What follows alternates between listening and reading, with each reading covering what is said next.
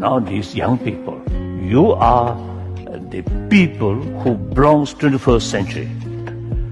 My generation belongs 20th century, already gone. Now ready to say goodbye. So these young people, now you should think how to bring this century, more peaceful century, more compassionate century.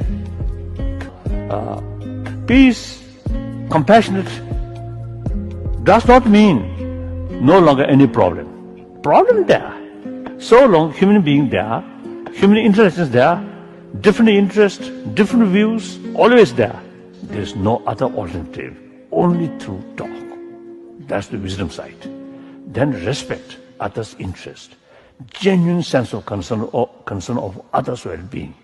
That's the basis. So combine these two things, genuine spirit of dialogue can develop.